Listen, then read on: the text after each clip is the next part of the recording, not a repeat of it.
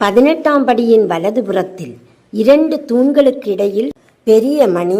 அங்கு செல்லும் அனைவரும் பார்த்திருப்பீங்க. மேலே நடைப்பந்தலில் போய் சேர்ந்தவுடன் நாம் முதலில் பார்ப்பது கொடிமரமும் தத்துவமசி என்று எழுதியிருக்கும் அந்த முகப்பும் இந்த மணியும் தான் நம் கண்களில் தெரிவது. இந்த மணி பஞ்சலோகத்தால் செய்யப்பட்டது.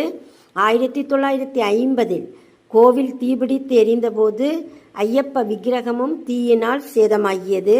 மாத பூஜைக்காக நடை திறந்தபோதுதான் தீபிடித்த கோவிலையும் கோவிலுக்குள் சேதமாகி இருக்கும் விக்கிரகத்தையும் கண்டனர்.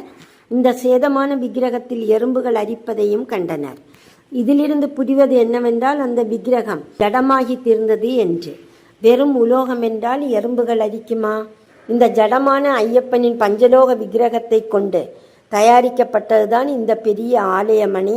அந்த மணியை பார்ப்பதே நாம் பெறும் பாக்கியம்.